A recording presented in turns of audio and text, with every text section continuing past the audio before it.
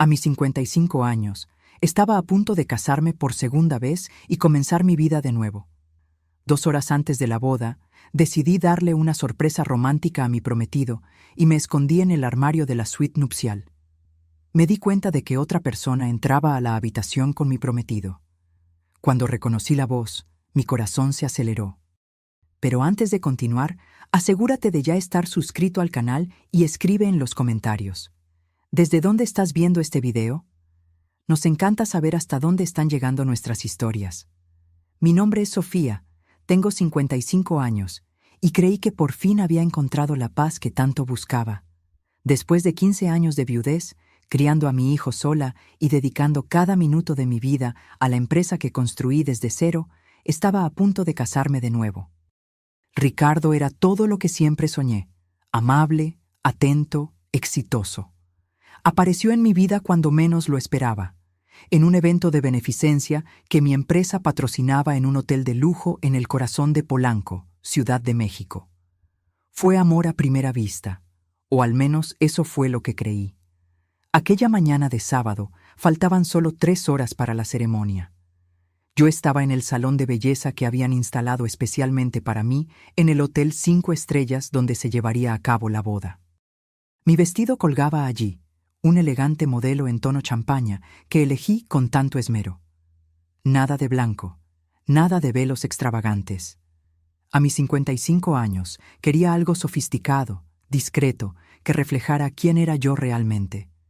La maquillista trabajaba en mi rostro mientras me miraba al espejo y veía a una mujer diferente a la que fui a los 30 años, en mi primer matrimonio. Mi rostro tenía arrugas de expresión, marcas de quien ha vivido, sufrido y vencido. Mi cabello, antes totalmente castaño, ahora tenía canas que me empeñaba en mantener. No me avergonzaba de mi edad. Al contrario, cada año vivido era una conquista. Mi hijo Héctor estaba abajo, recibiendo a los invitados junto con Ricardo. Héctor tenía 32 años y siempre fue el centro de mi vida. Después de que perdí a mi primer esposo en un accidente automovilístico, me dediqué por completo a criar a mi hijo y a manejar mi negocio. La empresa de importación que fundé creció más allá de mis expectativas. Hoy éramos líderes en el mercado, con contratos millonarios y una reputación sólida. Cuando le presenté a Ricardo a Héctor hace 6 meses, me alegré por la reacción de mi hijo. Abrazó a Ricardo calurosamente y dijo que solo quería verme feliz. Dijo que yo merecía empezar de nuevo, que había pasado demasiado tiempo sola. Esas palabras me llenaron de alegría. Ver a mi hijo apoyando mi nueva relación parecía la bendición final que necesitaba para seguir adelante. Ricardo era 10 años menor que yo, tenía 45 años y trabajaba como consultor financiero. Conocía a mucha gente, tenía contactos importantes. Me ayudó a expandir los negocios. Me presentó a inversionistas y abrió puertas que yo ni siquiera sabía que existían. Era carismático, siempre bien vestido, con esa sonrisa que iluminaba cualquier ambiente. Mi corazón, que yo creía que había olvidado cómo amar románticamente, volvió a latir con más fuerza. Mientras la maquillista aplicaba el último toque de rubor, una idea surgió en mi cabeza. Quería darle una sorpresa a Ricardo.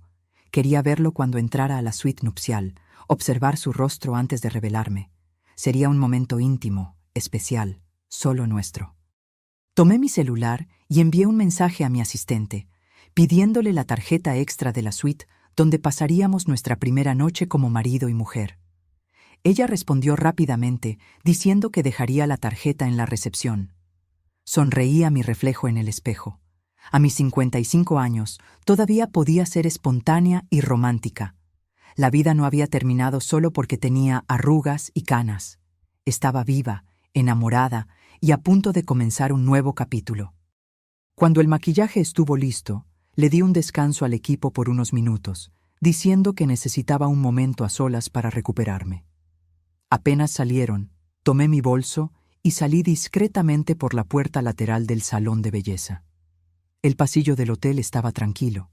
La mayoría de los empleados estaban ocupados preparando el salón de fiestas en la planta baja. Tomé el elevador hasta el 10º piso, donde se encontraba la suite presidencial que Ricardo y yo usaríamos. Mi corazón latía acelerado, no por nerviosismo, sino por una alegría genuina. Me sentía como una adolescente haciendo una travesura. Pasé por la recepción del piso, tomé la tarjeta que mi asistente había dejado y caminé por el pasillo silencioso hasta la puerta de la suite 1005. Acerqué la tarjeta al sensor y la puerta se abrió con un clic suave. La habitación estaba impecable. La cama tamaño king size, cubierta con sábanas blancas inmaculadas, pétalos de rosas rojas esparcidos artísticamente, champaña fría en una cubeta de plata. Todo estaba perfecto, exactamente como lo había planeado. Miré alrededor buscando el lugar ideal para esconderme. Mi vestido era demasiado voluminoso para meterme debajo de la cama. El baño sería demasiado obvio. Mis ojos se detuvieron en el gran armario empotrado cerca de la ventana. Era espacioso, con puertas corredizas que dejaban una pequeña rendija cuando no estaban completamente cerradas. Abrí el armario y vi que estaba vacío, excepto por algunos ganchos y 2 batas de baño blancas colgadas. Había espacio suficiente para acomodarme dentro sin arrugar demasiado mi vestido. Respiré hondo y entré, cerrando la puerta corrediza casi por completo, dejando solo una pequeña abertura por la que podía ver la habitación. La luz que entraba por la rendija era suficiente para ver la cama y la puerta de entrada. Yo podía ver, pero difícilmente alguien me vería allí dentro. Me recargué en la pared del fondo del armario y esperé.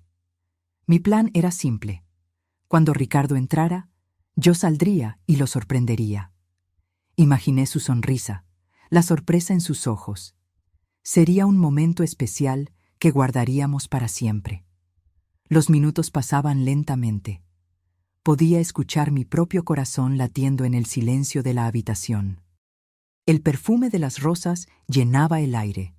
Desde donde estaba, lograba ver el reflejo de la ventana en el espejo del tocador. El cielo afuera estaba azul, sin nubes. Todo conspiraba para que aquel fuera el día perfecto.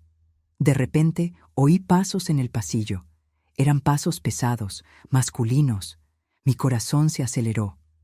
¿Sería Ricardo? Todavía faltaban 2 horas para la ceremonia. Tal vez había venido a verificar que todo estuviera en orden en la habitación. Sonreí en la oscuridad del armario, preparándome para el momento de la sorpresa. Oí el sonido de la tarjeta pasándose por el sensor.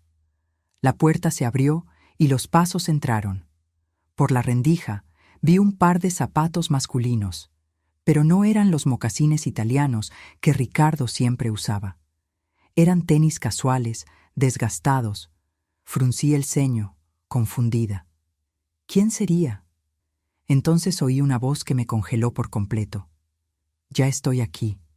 Te tardaste. Era la voz de mi hijo. Era Héctor. Mi mente entró en pánico. ¿Qué hacía Héctor allí? ¿Por qué estaba en la suite nupcial? Contuve la respiración, tratando de entender. Tal vez había venido a verificar algo por mí. Tal vez quería asegurarse de que todo estuviera perfecto.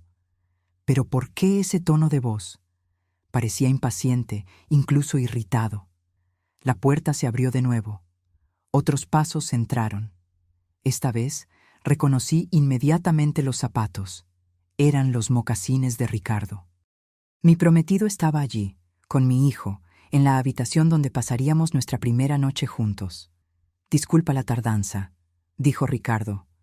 Su voz era diferente. No era el tono dulce y gentil que siempre usaba conmigo. Era frío, objetivo. Tuve que deshacerme de esas tías latosas de tu madre. ¿Mi madre? ¿Estaba hablando de mí? ¿Llamándome tu madre a Héctor? Un escalofrío recorrió mi espalda. Algo estaba muy mal. ¿Cuánto tiempo más vamos a tener que aguantar esta farsa?, preguntó Héctor, y el desprecio en su voz era inconfundible.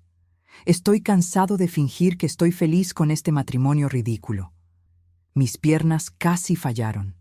Me sostuve de la pared del armario, tratando de procesar lo que estaba oyendo. ¿Farsa? ¿Matrimonio ridículo?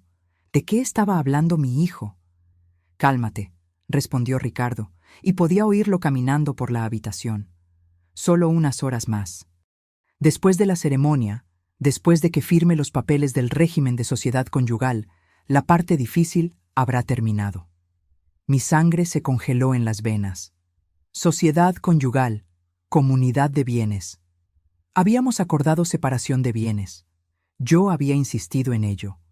Ricardo había accedido, diciendo que su amor por mí no tenía nada que ver con el dinero. Los papeles que mi abogada preparó especificaban claramente la separación de bienes. ¿Estás seguro de que firmarás sin leer?, preguntó Héctor. Su voz sonaba ansiosa ahora.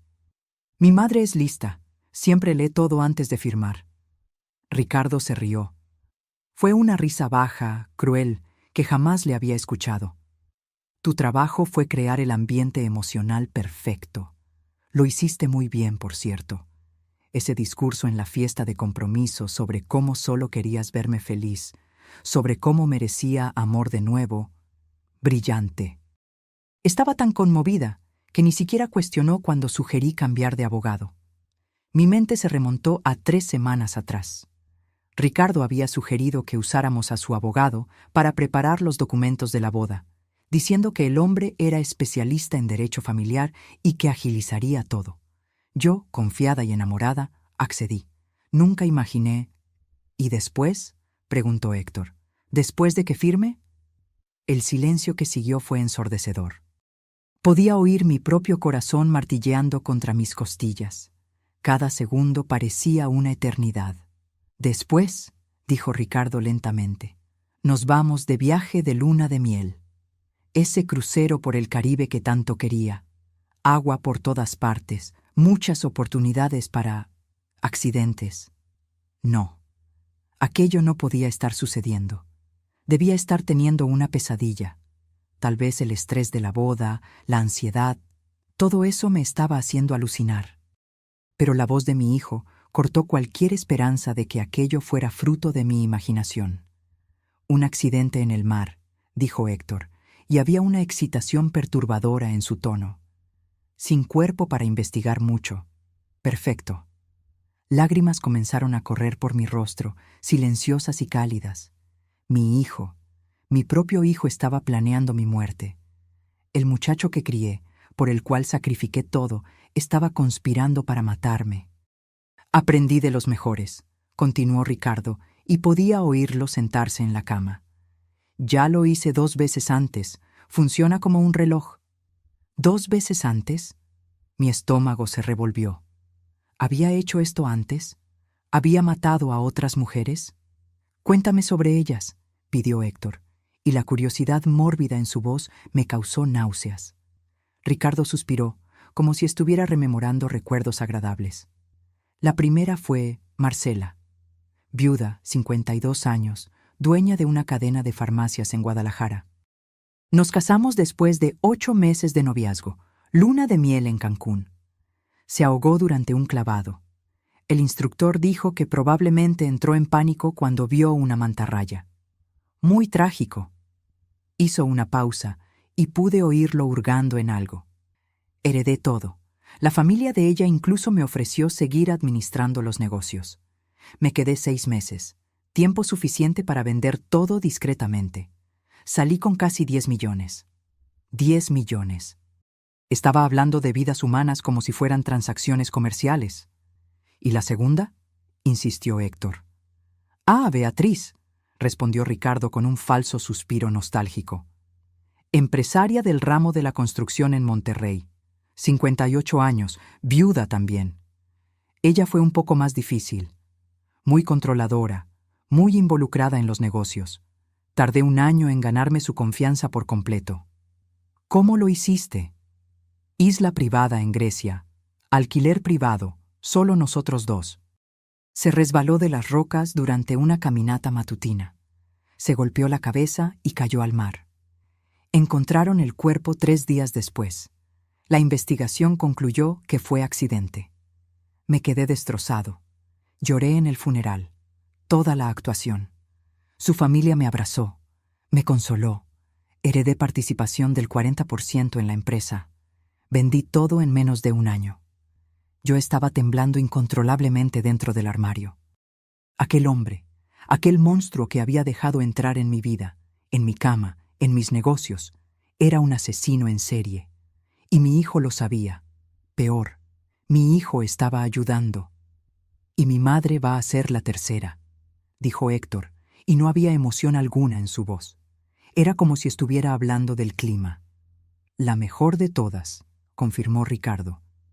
Tu imperio de importación vale mucho más que los negocios de las otras dos juntas. Estamos hablando de por lo menos 50 millones en activos líquidos, sin contar las propiedades e inversiones. Contigo como único heredero y yo como viudo con derecho a la mitad de todo por la sociedad conyugal, vamos a dividir una fortuna. 50 millones. Era más o menos eso. Yo había construido todo desde cero, trabajado 16 horas al día durante años, y ahora descubría que mi propio hijo veía todo ese esfuerzo solo como dinero esperando ser robado. ¿Cuándo vas a transferir mi parte?, preguntó Héctor. Paciencia, respondió Ricardo. Primero, dejamos pasar el luto adecuado, 6 meses, tal vez 1 año. Luego, yo empiezo a vender los activos discretamente. Recibirás tu mitad según lo acordado, 25 millones. Dinero suficiente para que nunca más tengas que trabajar en la vida. Me lo merezco, dijo Héctor con amargura. Pasé la vida entera siendo el hijo perfecto. Estudié lo que ella quiso, trabajé en la empresa como un esclavo, fingí interés por ese negocio aburrido de importación. Todo para asegurar que cuando muriera, yo heredara todo. Cada palabra era una puñalada en mi corazón. Yo había dado todo por ese muchacho. Pagué las mejores escuelas, la mejor universidad, le di un cargo importante en la empresa incluso cuando demostraba poco interés. Creí que solo necesitaba tiempo para madurar, que eventualmente se enamoraría del negocio como yo. Tú hiciste la parte más difícil, dijo Ricardo. Presentarme con ella, construir la confianza, hacer que me viera como el yerno perfecto. Tu trabajo fue esencial. Yerno perfecto. Las piezas comenzaron a encajar en mi mente. Había sido Héctor quien sugirió que fuera a aquel evento de beneficencia donde conocí a Ricardo. Héctor quien insistió en que Ricardo era un buen hombre, que yo debería darle una oportunidad al amor. Héctor, quien ayudó a planear nuestra primera cita, que siempre estaba allí incentivando la relación. Todo había sido un plan, desde el inicio. ¿Estás seguro de que no hay forma de que rastreen esto hasta nosotros?, preguntó Héctor, sonando preocupado por primera vez. Ninguna, garantizó Ricardo. Soy cuidadoso. Nunca uso el mismo método 2 veces. Nunca dejo evidencia. Las 2 veces anteriores ni siquiera hubo investigación profunda. Mujeres mayores, accidentes durante viajes. Es un patrón común. Las autoridades ni siquiera sospechan. ¿Y si alguien desconfía? ¿De qué? Se rió Ricardo. ¿De un esposo enamorado que perdió trágicamente a su esposa en un accidente? ¿De un hijo dedicado que está de luto por su madre? Somos víctimas, Héctor. Y las víctimas no son sospechosas. Continuaron conversando sobre detalles. Sobre cómo Ricardo garantizaría que yo usara un chaleco salvavidas defectuoso durante un paseo en barco. Sobre cómo ya había sobornado a uno de los empleados del crucero para que testificara que yo estaba bebiendo mucho, que estaba actuando de forma imprudente. Sobre cómo Héctor escenificaría al hijo devastado, tal vez hasta se desmayaría en el funeral para causar más conmoción. Yo escuchaba todo dentro de aquel armario oscuro, mi vestido de novia arrugado, mi maquillaje corrido por las lágrimas. La mujer que entró a esa habitación media hora atrás ya no existía. Aquella Sofía, ingenua y enamorada, había muerto. En su lugar nacía otra persona. Alguien que acababa de perder todo lo que amaba, pero que no perdería su vida. Necesitamos bajar, dijo Ricardo finalmente. La ceremonia comienza en 1 hora.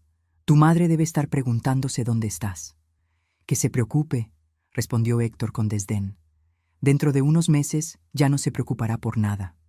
Se rieron de mi muerte planeada, se rieron de lo tonta y confiada que era yo. Se rieron de lo fácil que sería engañarme hasta el final. Oí pasos alejándose. La puerta se abrió y se cerró. Después, Silencio. Me quedé allí parada, incapaz de moverme. Mi cuerpo entero temblaba. Las piernas estaban débiles, como si fueran a desplomarse en cualquier momento. ¿Cuánto tiempo pasé allí? No lo sé decir. Pudo haber sido 5 minutos o 30.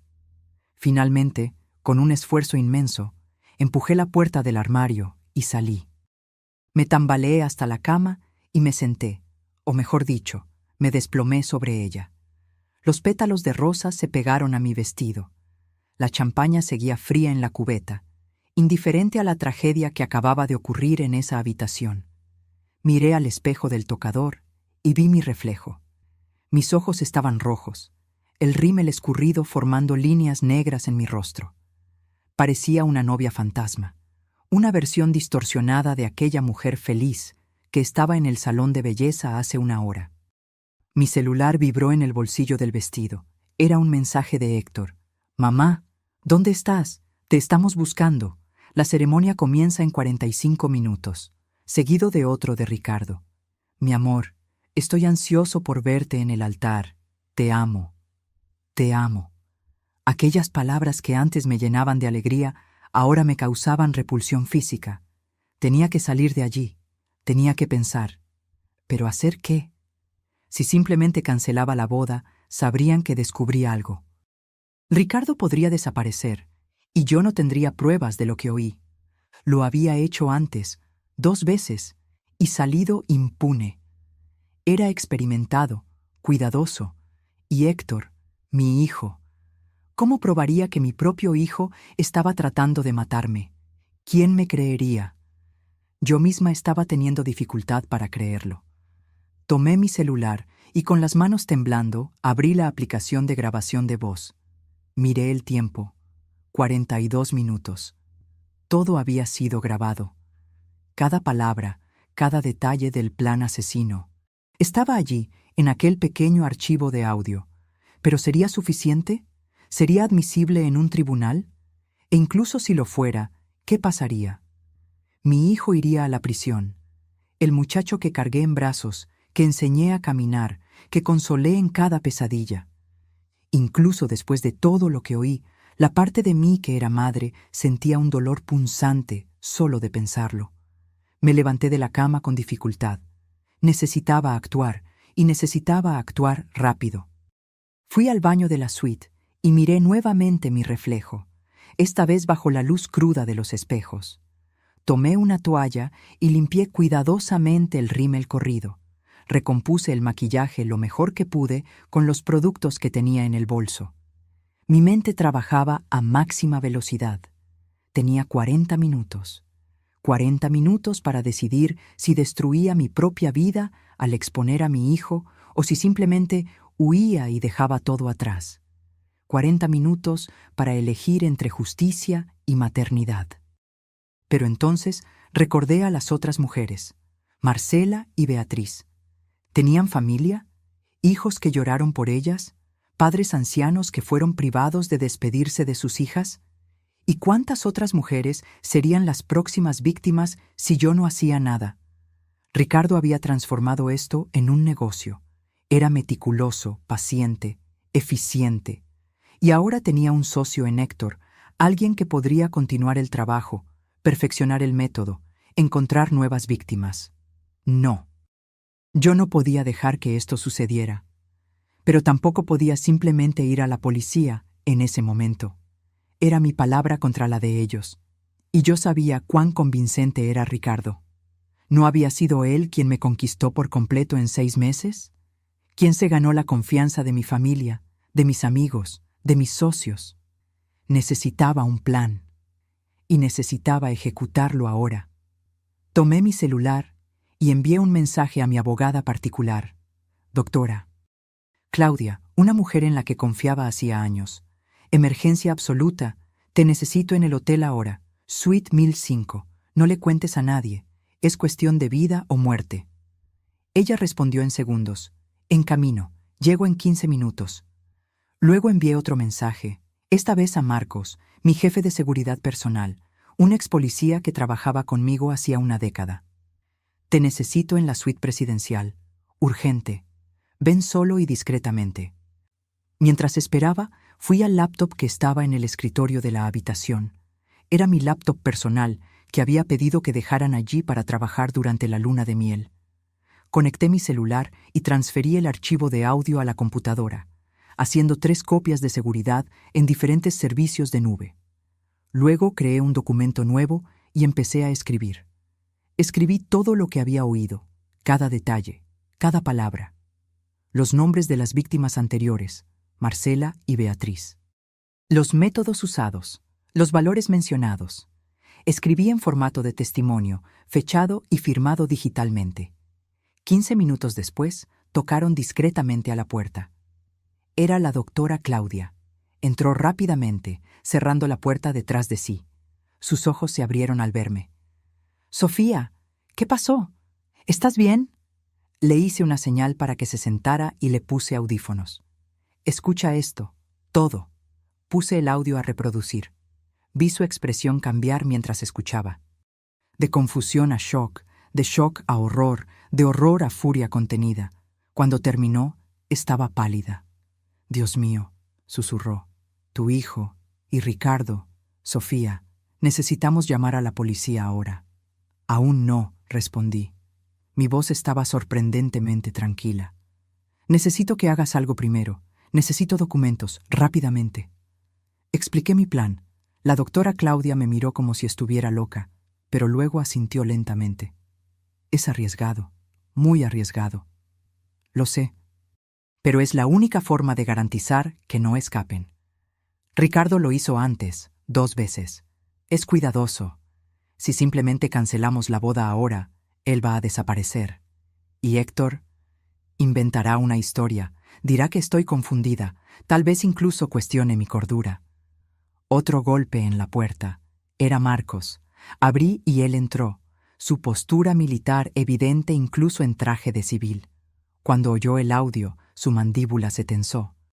«Puedo resolver esto de otras maneras», dijo él bajo, y el tono en su voz dejaba claro qué tipo de resolución tenía en mente. «No», respondí firmemente. «Esto tiene que hacerse de la manera correcta. Legal. Van a pagar por lo que hicieron, pero dentro de la ley». Les expliqué a los dos cuál era mi plan. Intentaron disuadirme. Argumentaron que era demasiado peligroso, que estaba poniendo mi vida en riesgo. Pero yo estaba decidida. «Sofía», dijo Claudia tomando mis manos. «¿Estás segura de esto? Una vez que comencemos, no hay vuelta atrás». La miré, luego a Marcos. «Mi hijo planeó matarme. El hombre que amaba es un asesino en serie. No hay nada a qué volver aquí. Solo hay justicia o muerte, y yo no voy a morir». Intercambiaron una mirada y luego asintieron. La doctora Claudia comenzó a trabajar en su laptop, preparando los documentos que le pedí. Marcos hizo algunas llamadas discretas, organizando lo que sería necesario. Yo volví al baño y recompuse completamente mi apariencia. 30 minutos después, parecía nuevamente una novia radiante. Por fuera, al menos. Por dentro, yo era otra persona. Una persona más fría, más dura, más determinada. Miré a Claudia. «¿Listo?» Ella asintió, mostrándome los documentos en su tableta. «Todo listo, pero Sofía, última oportunidad de cambiar de opinión». «No voy a cambiar», respondí. Firmé digitalmente cada documento que ella preparó. Tomé mi celular y envié un mensaje a Héctor. «Disculpa la demora, querido. Estaba terminando unos detalles. Estoy bajando ahora». A Ricardo. «Mi amor, nos vemos en el altar en 10 minutos. No puedo esperar». Marcos me escoltó discretamente hasta el elevador de servicio. Claudia siguió por otro camino, llevando su laptop y una copia de todo. Yo le había instruido exactamente qué hacer y cuándo hacerlo. Cuando llegué al salón donde sería la ceremonia, la música ya estaba tocando. Mis invitados estaban todos sentados, bellamente vestidos, sonriendo con expectativa. Héctor estaba al lado de Ricardo cerca del altar improvisado. Mi hijo me vio y sonrió. Fue una sonrisa cálida, perfecta. Era bueno en eso. Siempre lo fue. ¿Cuántas veces a lo largo de los años había malinterpretado sus expresiones? ¿Cuántas veces confundí sus manipulaciones con amor genuino? Ricardo se volteó cuando la música nupcial comenzó. Sus ojos se iluminaron al verme. Llevó la mano a su pecho, en un gesto que parecía conmovido. La perfecta escenificación del novio enamorado. Caminé por el pasillo, sola. No tenía padre para entregarme. Él había fallecido años atrás. Siempre pensé que sería Héctor quien me llevaría al altar, pero él había declinado educadamente, diciendo que prefería quedarse al lado de Ricardo como padrino. Ahora entendía por qué. Querían estar juntos, presentar un frente unido. A cada paso que daba, sentía las miradas de los invitados sobre mí. 200 personas que no tenían idea de lo que estaba a punto de suceder. 200 testigos de lo que estaba planeando. Llegué al altar. Ricardo extendió su mano hacia mí. Yo la tomé. Su mano estaba cálida, firme. La mano de un asesino. «Estás hermosa», susurró. «Gracias», respondí con una sonrisa. El celebrante, un juez de paz que Ricardo había sugerido, comenzó la ceremonia. Habló sobre amor, compromiso, compañerismo. Cada palabra sonaba como una broma cruel. Miré a Héctor, al lado de Ricardo. Mi hijo me observaba con una expresión que ahora reconocía. No era amor, era cálculo. Estaba evaluando si yo sospechaba de algo, si había alguna señal de que yo sabía. Le sonreí. Una sonrisa de madre orgullosa. Vi alivio pasar por sus ojos. «Llegamos ahora al intercambio de votos», anunció el celebrante. «Ricardo, ¿aceptas a Sofía como tu legítima esposa?» «Acepto», dijo Ricardo, su voz clara y firme. «Sofía, ¿aceptas a Ricardo como tu legítimo esposo?» Este era el momento que cambiaría todo. Miré a Ricardo, luego a Héctor, luego a todos los rostros expectantes a mi alrededor. «Tengo algo que decir primero», hablé en voz alta y clara. Un murmullo recorrió la audiencia. Ricardo frunció el ceño levemente, confundido pero aún manteniendo la sonrisa. «¿Sofía?», dijo él en voz baja. «¿Está todo bien?» «Está todo perfecto», respondí. Entonces me volteé hacia los invitados. «Todos ustedes vinieron aquí hoy pensando que asistirían a una boda. Y van a asistir, pero no la boda que imaginaban». El silencio en el salón era absoluto. Se podía oír la respiración de la gente. Ricardo intentó sujetar mi mano, pero me aparté. «Sofía, estás nerviosa», dijo, tratando de parecer preocupado. «Vamos a hacer una pausa. Puedes...» «No estoy nerviosa», corté. «Estoy perfectamente lúcida, tal vez más lúcida de lo que he estado en los últimos 6 meses». Héctor dio un paso adelante. «Mamá, ¿qué está pasando? ¿Te sientes mal?» «No me llames madre», dije, y mi voz salió más fría de lo que pretendía. Vi cómo retrocedía como si hubiera recibido una bofetada. Me volteé nuevamente hacia los invitados. Hoy, hace aproximadamente 1 hora, yo estaba en la suite nupcial, escondida en el armario. Quería darle una sorpresa romántica a mi futuro esposo. Ricardo palideció. Entendió inmediatamente a dónde iba a parar esto. Pero quien apareció en la habitación no fue solo Ricardo. Fue mi hijo también. Y ellos no sabían que yo estaba allí, así que conversaron libremente. «Mamá, no sé de qué estás hablando», comenzó Héctor, pero había pánico en sus ojos. «Y yo lo oí todo», continué, mi voz aumentando. «Los oí a ustedes planeando mi asesinato. Los oí riendo sobre lo fácil que sería engañarme. Oí sobre las otras 2 mujeres que Ricardo mató antes». El salón estalló en exclamaciones de shock. Personas se levantaron, comenzaron a hablar al mismo tiempo. Ricardo intentó agarrarme, pero Marcos apareció de la nada, interponiéndose entre nosotros. «Esto es una locura», gritó Ricardo a los invitados. «Está teniendo una crisis, necesita ayuda». «¿Estoy teniendo una crisis?», repetí. «Qué interesante. Es la misma táctica que usarías si hubieras sobrevivido al accidente que estabas planeando, ¿no es así? ¿Cuestionar mi sanidad mental?» Tomé mi celular del ramo de flores que una de las damas de honor sostenía. Lo conecté al sistema de sonido del salón. Todos ustedes van a escuchar exactamente lo que yo oí. Apreté play. La voz de Héctor llenó el salón. Ya estoy aquí, te tardaste. Seguida de la de Ricardo. Disculpa la tardanza. Tuve que deshacerme de esas tías latosas de tu madre.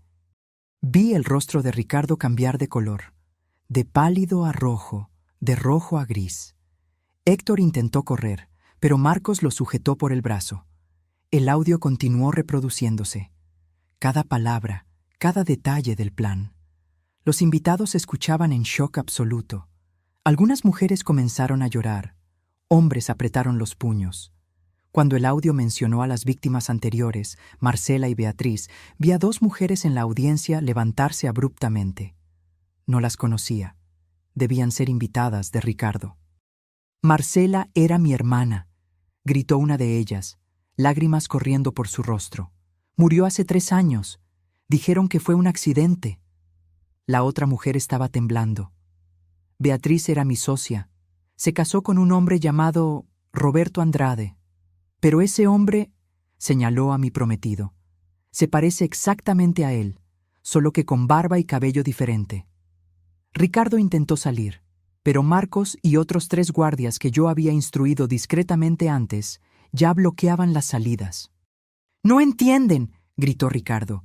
«Esa grabación es falsa, fue manipulada. Sofía está obsesionada, ella...» «¿Obsesionada?», me reí sin humor. «Tienes razón en una cosa. Yo estaba obsesionada con creer que había encontrado el amor de nuevo, obsesionada con confiar en mi propio hijo. Miré a Héctor. Se había desplomado en una silla, el rostro entre las manos. Parte de mí, la parte que aún era madre, quería correr hacia él, abrazarlo, preguntar por qué. Pero la parte que lo había oído reír sobre mi muerte planeada se mantuvo firme. «Héctor», hablé alto, «mírame». Él levantó el rostro. Había lágrimas allí, pero no podía decir si eran genuinas o solo una manipulación más. «¿Por qué?», pregunté. «Eres mi hijo. Te di todo. ¿Por qué?». Se quedó en silencio por un largo momento. Luego, algo cambió en su expresión. La máscara cayó por completo. Lo que quedó era algo frío, resentido. «Porque estoy cansado», dijo. «Cansado de ser el hijo perfecto. Cansado de trabajar en ese negocio aburrido. Cansado de esperar que murieras naturalmente para finalmente tener lo que es mío por derecho». Cada palabra era una puñalada. «¿Por derecho? ¿Crees que tienes derecho a matarme? Ibas a dejármelo todo de todas formas», respondió con un encogimiento de hombros. «Solo estoy acelerando el proceso y sin tener que fingir que me importa más». La gente a nuestro alrededor jadeó. Mi mejor amiga, sentada en la primera fila, comenzó a sollozar fuerte. En ese momento, las puertas del salón se abrieron. Policías entraron, liderados por un delegado que Claudia había contactado. Ella había llevado copias de la grabación directamente a la policía mientras yo procrastinaba la ceremonia. «Ricardo Montes, también conocido como Ricardo Silva y Ricardo Méndez», anunció el delegado. «Queda usted arrestado por sospecha de 2 homicidios y conspiración para cometer asesinato». 2 oficiales lo esposaron. Ricardo intentó resistirse, gritando que todo era un malentendido, que yo estaba loca, que él era inocente, pero las esposas ya estaban en sus muñecas. «Héctor Gutiérrez», continuó el delegado, «queda usted arrestado por conspiración para cometer asesinato». Cuando los policías se acercaron a Héctor, algo dentro de mí se rompió. Mi hijo, mi bebé. Me acordé de cuando nació, de aquel pequeño ser que puse en el mundo. Del primer día de clases, de las noches que pasé al lado de su cama cuando estaba enfermo. Él me miró mientras era esposado. «¿De verdad vas a hacer esto? ¿Tu propia familia?». «Dejaste de ser mi familia cuando planeaste matarme», respondí, pero mi voz se quebró al final. Fueron llevados. Ricardo aún gritando su inocencia, Héctor en silencio, mirando al suelo. Los invitados estaban en shock absoluto. Algunos intentaron consolarme, pero levanté la mano, pidiendo espacio. La doctora. Claudia se acercó. «Hay reporteros afuera. La noticia ya se filtró. Necesitas prepararte». Asentí. «Déjalos entrar. Voy a dar una declaración. Sofía, ¿estás segura? No tienes que hacer esto ahora. Acabo de descubrir que mi hijo y mi prometido querían matarme, completé. Sí, estoy consciente. Y sí, voy a hablar. Salí del salón. Los flashes de las cámaras eran cegadores. Micrófonos fueron empujados hacia mí, preguntas gritadas de todos lados. Levanté la mano y el tumulto disminuyó. Mi nombre es Sofía Gutiérrez, comencé. Hoy debía ser el día más feliz de mi vida. En su lugar, descubrí que las dos personas en quienes más confiaba planeaban asesinarme por dinero. Hice una pausa, dejando que eso se asimilara. Pero no voy a ser una víctima, no voy a ser un nombre más en una lista de mujeres que fueron manipuladas y asesinadas. Voy a usar cada recurso que tengo, cada contacto, cada centavo, para garantizar que se haga justicia. Un reportero gritó: «Señora Gutiérrez, ¿cómo se siente con respecto a su hijo?». Respiré hondo. Estoy destrozada. Como madre, estoy completamente destrozada. Pero como mujer, como ser humano, estoy furiosa. Y la furia va a superar al dolor, al menos por tiempo suficiente para hacer lo que tiene que ser hecho. Otro reportero: «¿Va a demandar?». «Voy a hacer más que demandar», interrumpí. «Voy a asegurarme de que cada víctima de Ricardo sea reconocida. Marcela y Beatriz no van a ser olvidadas como simples accidentes. Y voy a usar mi historia como alerta. Mujeres, especialmente mujeres mayores, son vistas como blancos fáciles. Bueno, yo no soy fácil, y no voy a dejar que otras sean tratadas así». Los días que siguieron fueron un torbellino. La historia se esparció como fuego por los medios nacionales. Novia de 55 años expone plan de asesinato en el altar, estaba en todos los titulares. Programas de televisión me buscaban, podcasts de True Crime querían entrevistas, periodistas acampaban en la puerta de mi casa en Las Lomas. Di algunas entrevistas cuidadosamente seleccionadas. Cada vez que contaba la historia se volvía más fácil. No el dolor, sino la narrativa. Yo estaba transformando mi trauma en algo útil, en un mensaje. La investigación policial avanzó rápidamente. Con la grabación que proporcioné y el testimonio de las familias de Marcela y Beatriz, consiguieron una orden de registro completa para la casa de Ricardo. Lo que encontraron allí fue aterrador. Había una computadora con archivos detallados sobre no 2, sino 5 mujeres. Marcela y Beatriz eran las que él había mencionado, pero había 3 otras en ciudades diferentes, todas muertas en accidentes en los últimos 10 años. Cada una dejó a Ricardo como beneficiario de seguros de vida cuantiosos o heredero de propiedades. También había una carpeta sobre mí. Contenía todo: mis horarios, mis rutas habituales, detalles sobre mi salud, mis medicamentos, mis preferencias. Él había estudiado cada aspecto de mi vida con la meticulosidad de un depredador estudiando a su presa. Y lo más perturbador, había anotaciones sobre otras mujeres, potenciales víctimas futuras. Todas viudas exitosas, todas en el rango de los 50 a 60 años, todas con patrimonios significativos. La fiscalía me llamó. Tenían evidencia suficiente para acusar a Ricardo por 5 homicidios, no solo 2. Con mi grabación y el testimonio que yo daría, tenían un caso sólido. Pero había un problema. Héctor. Técnicamente, explicó la fiscal, una mujer rigurosa llamada licenciada Susana. Tu hijo puede alegar que fue coaccionado, que tenía miedo de Ricardo, que solo estaba cooperando para salvar su propia vida. Pero la grabación, protesté. Él estaba claramente participando voluntariamente. Estaba emocionado con eso. Lo sé, y vamos a usar eso. Pero un buen abogado defensor puede crear duda razonable. Es joven, puede decir que fue manipulado por un hombre mayor y experimentado. La idea de que Héctor escapara de la plena punición me enfureció. ¿Qué necesitas de mí? Tu testimonio será crucial, pero también... Sofía, necesito que estés preparada.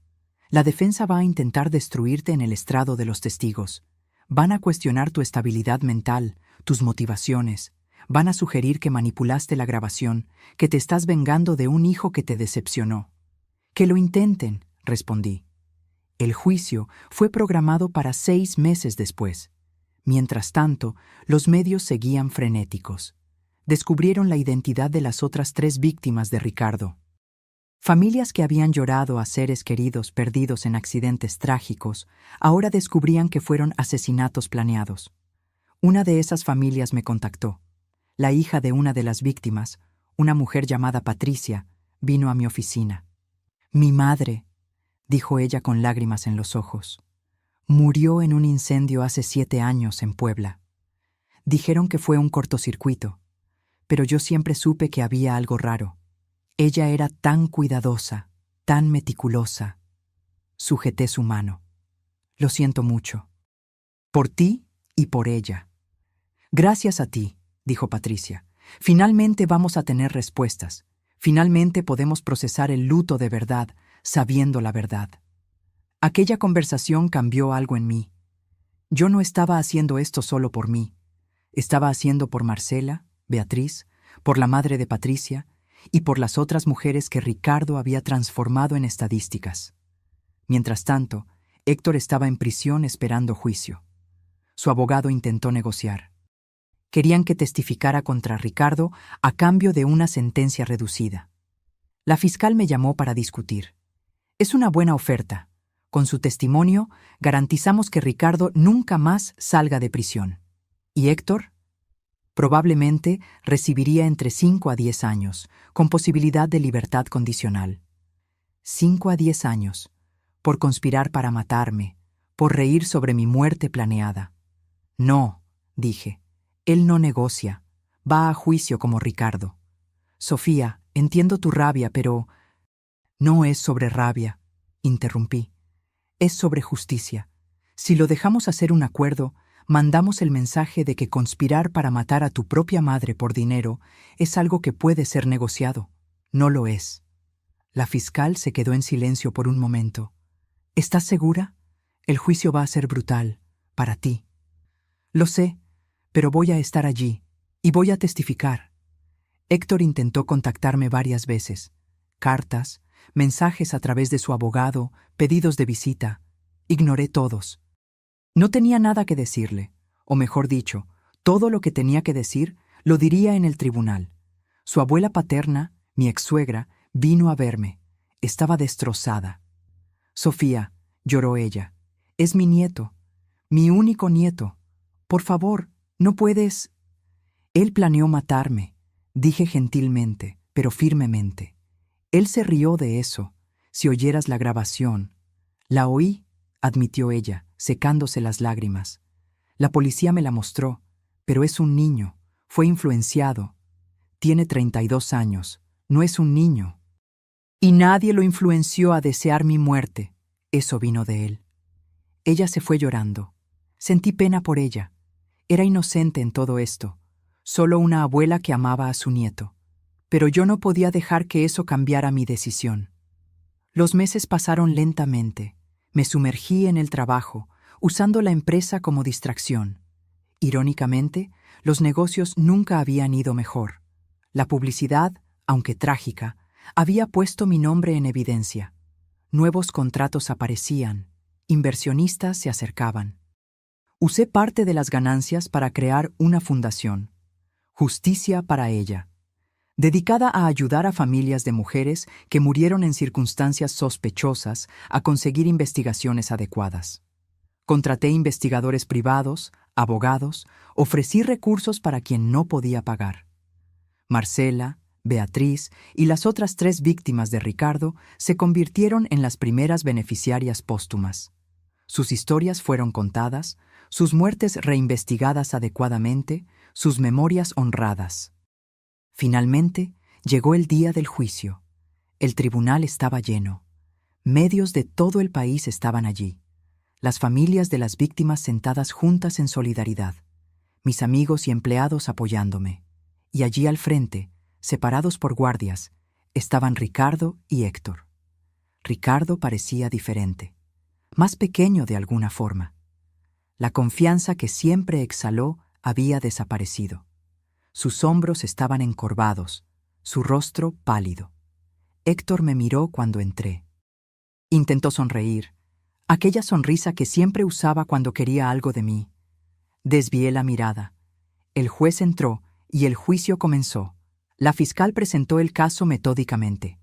La grabación fue reproducida para el jurado. Vi sus expresiones cambiar de neutras a choqueadas, de choqueadas a asqueadas. Entonces llamaron a la primera testigo, yo. Me levanté y caminé hasta el estrado de los testigos. Puse mi mano sobre la Biblia y juré decir la verdad, toda la verdad, nada más que la verdad. La fiscal comenzó con preguntas básicas. Mi nombre, edad, profesión. ¿Cómo conocí a Ricardo? ¿Cuánto tiempo fuimos novios? Respondí todo calmada, claramente. Entonces llegamos al día de la casi boda. ¿Puede contarnos, con sus propias palabras, qué sucedió aquel día? Respiré hondo. Yo estaba feliz. Estaba a punto de casarme con un hombre que amaba, o al menos pensaba que amaba. Decidí darle una sorpresa romántica. Quería esconderme en la suite nupcial y sorprenderlo cuando entrara. ¿Y qué sucedió cuando estaba escondida? Oí pasos. Creí que era Ricardo, pero reconocí la voz de mi hijo, Héctor. Me extrañó. No entendía qué haría él allí. Entonces Ricardo entró también. ¿Y ellos sabían que usted estaba allí? No, yo estaba escondida en el armario. Pensaban que estaban solos. ¿De qué conversaron? Cerré los ojos por un momento, dejando que las palabras regresaran. Héctor preguntó cuánto tiempo más tendrían que aguantar la farsa. Ricardo dijo que solo unas horas más, hasta que yo firmara los papeles de la boda. ¿Qué papeles? Descubrí después que Ricardo había cambiado los documentos de separación de bienes que yo había acordado por documentos de sociedad conyugal. Él planeaba que yo firmara sin leer, durante la ceremonia, estando conmovida. La fiscal asintió. ¿Y luego? Luego comenzaron a hablar sobre matarme. Mi voz falló un poco. Sobre un accidente durante la luna de miel. Ricardo mencionó que lo había hecho antes con otras mujeres, Marcela y Beatriz. ¿Cómo se sintió oyendo eso? Como si mi mundo se estuviera desmoronando, admití. El hombre que amaba estaba planeando matarme. Y peor, mucho peor, era que mi hijo estaba ayudando. Mi propio hijo, que crié, que amé, estaba participando activamente del plan. Lágrimas comenzaron a escurrir, pero no las limpié. Dejé que el jurado viera mi dolor. ¿Y qué dijo Héctor durante esa conversación? Él dijo que estaba cansado de fingir ser el hijo perfecto, que quería el dinero que sería de él de todas formas. Preguntó cuándo recibiría su parte de los 50 millones. Oí murmullos en el tribunal. El juez golpeó el martillo pidiendo silencio. 50 millones se refiere a mi patrimonio, el valor aproximado de todo lo que construí durante mi vida. Estaban dividiendo mi dinero antes incluso de matarme. La fiscal me hizo repetir partes específicas de la conversación. Cada palabra que hablé era confirmada por la grabación que tenían como evidencia. Entonces llegó la hora de la defensa de interrogarme. El abogado de Ricardo se levantó. Era un hombre de mediana edad, traje caro, expresión condescendiente. «Señora Gutiérrez», comenzó él, ¿no le parece demasiado conveniente que haya grabado esa conversación entera? Yo no planeé grabar, respondí. Mi celular estaba en el bolsillo del vestido con la aplicación de grabación abierta porque la había usado para grabar algunos mensajes para Ricardo más temprano. Continuó grabando sin que yo me diera cuenta. «Ah, qué suerte», dijo él sarcásticamente. «¿Y usted, una mujer de negocios experimentada, quiere que creamos que no notó que estaba grabando?» Yo estaba escondida en un armario oyendo a mi hijo y a mi prometido planear matarme. Respondí firmemente. No estaba exactamente preocupada por mi celular. O tal vez, él sugirió, usted estaba escenificando todo esto. Tal vez estaba enojada porque su hijo no aprobaba ese matrimonio. Tal vez quería vengarse. Mi hijo aparentaba aprobar completamente el matrimonio, respondí. ¿Y por qué inventaría que mi propio hijo quiere matarme? Dinero, dijo él simplemente. Con su hijo preso, usted mantiene total control sobre su patrimonio. Nadie para compartir, nadie para cuestionar sus decisiones. Yo me reí. Fue una risa corta, amarga. Mi hijo ya habría heredado todo cuando yo muriera. Naturalmente, no necesitaba matarme para eso. Yo no gané nada con esta situación, excepto la pérdida del hijo que amaba. El abogado intentó algunas otras aproximaciones, sugiriendo que yo estaba mentalmente inestable, que la grabación podría haber sido editada, que tal vez había malinterpretado una conversación inofensiva. Pero la fiscal objetó cada vez, y el juez sostuvo. La grabación estaba demasiado clara, había sido verificada por peritos como auténtica. Entonces fue el turno del abogado de Héctor. Él era más joven, parecía menos cínico. Su enfoque fue diferente. «Señora Gutiérrez», dijo él gentilmente, «¿usted ama a su hijo?» La pregunta me tomó desprevenida. Yo amaba.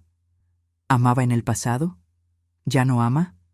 No sé lo que siento, admití. Es mi hijo, siempre lo será. Pero él planeó matarme. ¿Cómo reconcilio esas dos cosas? Exactamente, dijo el abogado. Como un hijo planea matar a su propia madre, ¿no sería necesaria algún tipo de coerción, manipulación? Objeción, dijo la fiscal. Especulación.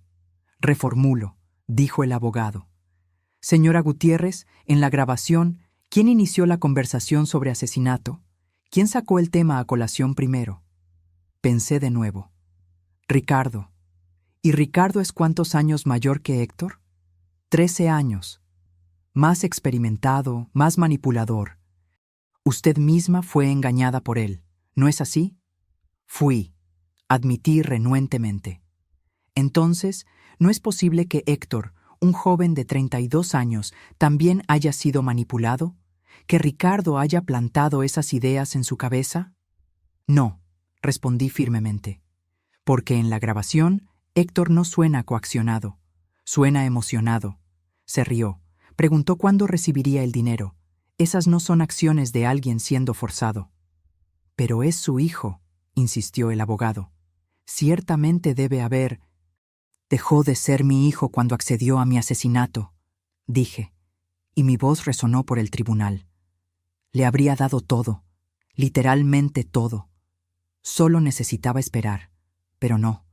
Él lo quería ahora, y estaba dispuesto a matarme para conseguirlo.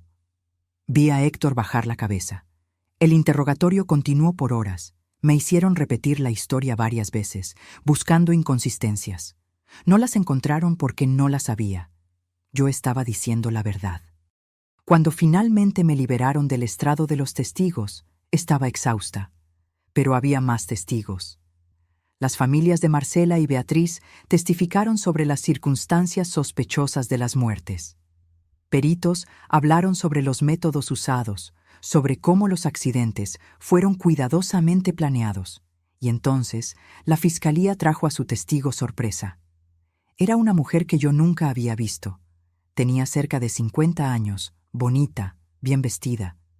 Cuando fue llamada al estrado, Ricardo se puso blanco.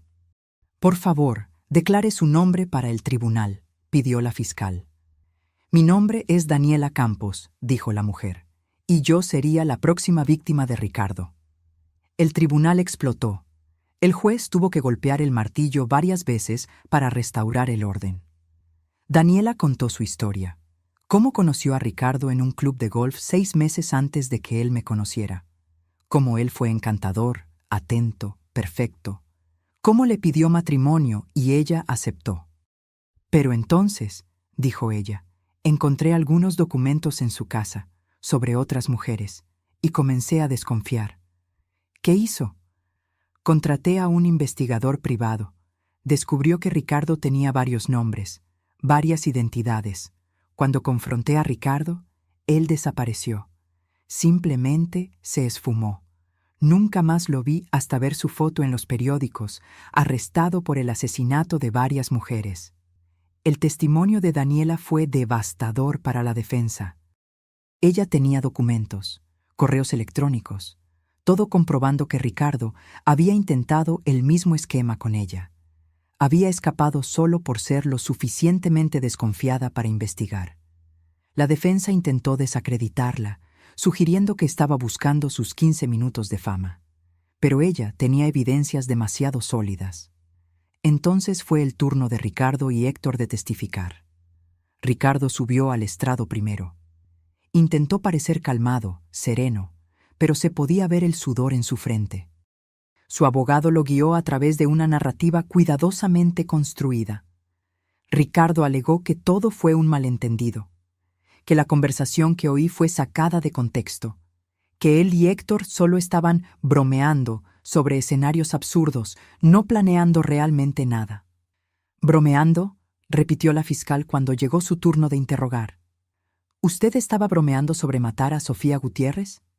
Era un tipo de humor negro, dijo Ricardo. Nosotros, Héctor y yo, desarrollamos ese tipo de amistad. Hacíamos bromas sobre todo. Bromas, repitió la fiscal. ¿Y las otras mujeres? Marcela, Beatriz, las otras 3, ¿ellas también fueron bromas?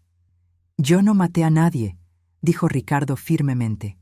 Esas fueron todas tragedias reales, accidentes reales. Están intentando transformarme en algún tipo de serial killer cuando soy solo un hombre con mala suerte que perdió a personas que amaba. Mala suerte, murmuró la fiscal.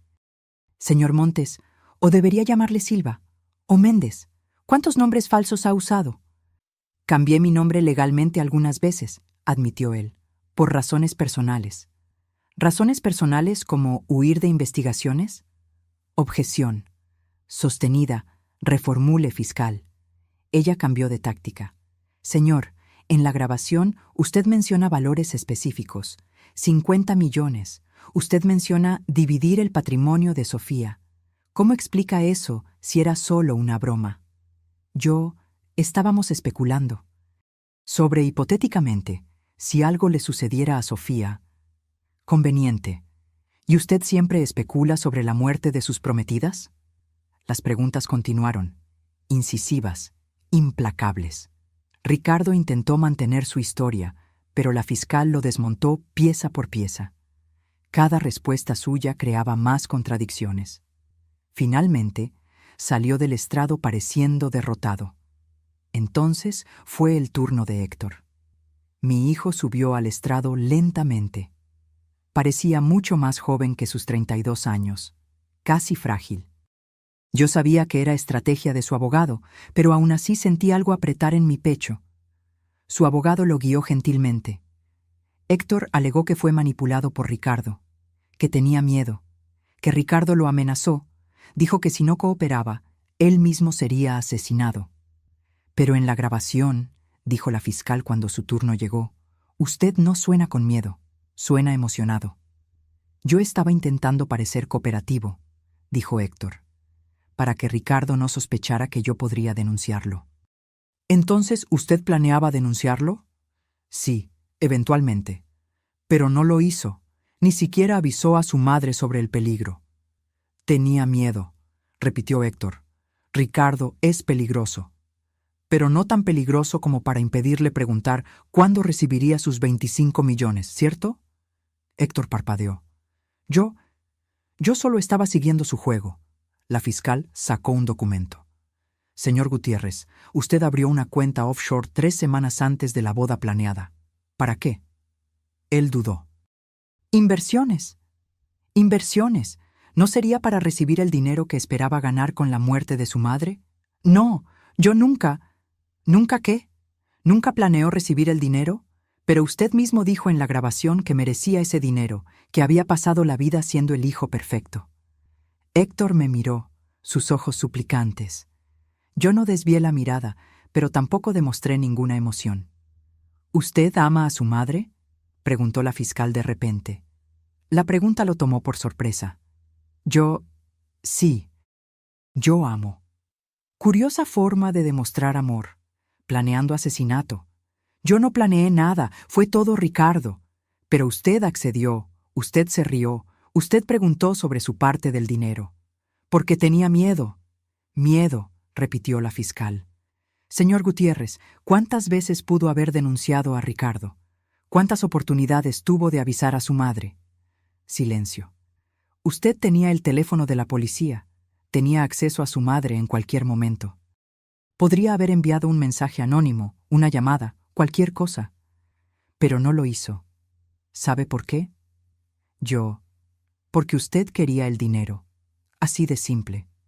Usted veía a su madre como un obstáculo entre usted y la riqueza que creía merecer. No es verdad. Entonces mire a su madre ahora, ordenó la fiscal. Mírela a los ojos y diga que usted no quería que ella muriera. Héctor me miró. Yo lo encaré de vuelta, mi rostro una máscara neutra. Comenzó él, pero nada más salió. Lágrimas comenzaron a escurrir por su rostro. Lo siento mucho, susurró. Mamá, lo siento mucho.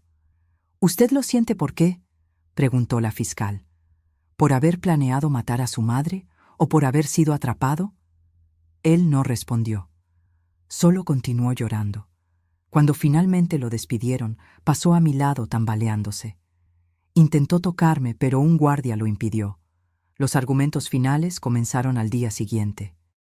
La defensa argumentó que Ricardo era un hombre inocente perseguido por las circunstancias, que las muertes anteriores fueron realmente accidentes, que la grabación estaba siendo malinterpretada. Para Héctor, argumentaron que era una víctima de manipulación, un joven asustado coaccionado por un hombre mayor y peligroso. La fiscalía pintó un cuadro diferente, de un depredador calculista y experimentado que transformó el asesinato en un negocio lucrativo, y de un hijo codicioso dispuesto a matar a su propia madre por dinero. Sofía Gutiérrez, dijo la fiscal en su argumento final, es una sobreviviente. Pudo haber muerto en el mar, otra víctima trágica de un accidente. Pero por pura suerte, por haber decidido hacer una sorpresa romántica, ella oyó la verdad. Y fue lo suficientemente valiente para no solo salvar su propia vida, sino para traer justicia para Marcela, Beatriz y todas las otras. Señaló a Ricardo y Héctor. Estos hombres veían a mujeres exitosas no como personas, sino como fuentes de ingresos, como blancos.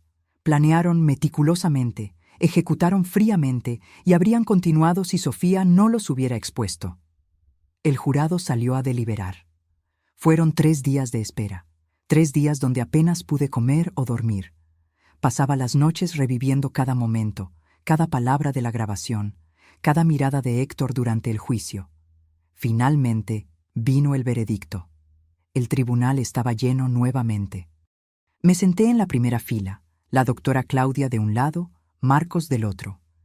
En el caso del Estado contra Ricardo Montes, comenzó el presidente del jurado.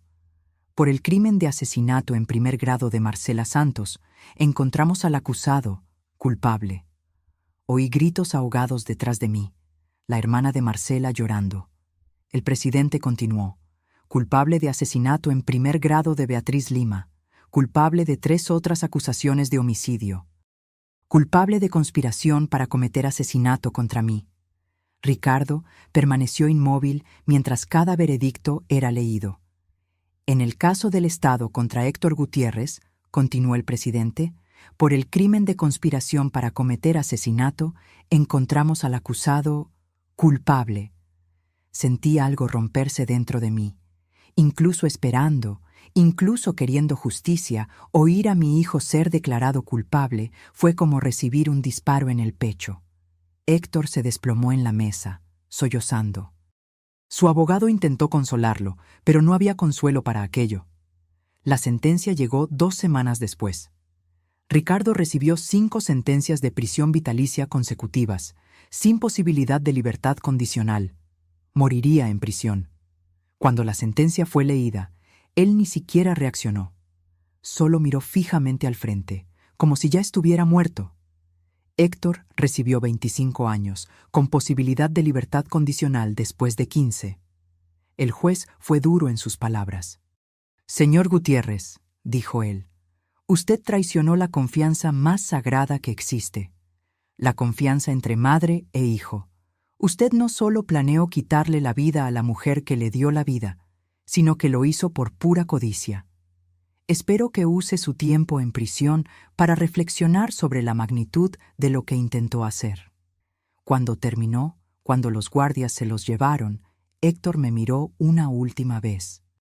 «Mamá», dijo él, su voz quebrándose, «¿puedes perdonarme algún día? Lo miré, a aquel hombre que un día fue mi bebé. No sé, respondí honestamente. Pregúntame dentro de 15 años. Fue la última vez que hablé con él. Los meses siguientes fueron de reconstrucción. Los medios eventualmente siguieron adelante, encontrando nuevas historias. La fundación que creé continuó creciendo, ayudando cada vez a más familias. Las familias de Marcela, Beatriz y las otras víctimas se convirtieron en parte de mi vida. Nos reuníamos periódicamente, compartiendo recuerdos de aquellas que perdimos, garantizando que nunca fueran olvidadas. Vendí la empresa. Ya no podía trabajar allí, no cuando cada rincón me recordaba a Héctor, a cómo yo creía que estábamos construyendo algo juntos. Vendí por un valor justo y usé el dinero para expandir la fundación. Cambié de casa también. Ya no podía vivir en el lugar donde crié a mi hijo, donde cada habitación tenía recuerdos de él. Compré un apartamento más pequeño, más sencillo en Coyoacán. Empecé de nuevo. La terapia ayudó. Fueron meses de sesiones dolorosas, desempacando cada capa de traición, de dolor, de culpa. Sí, culpa.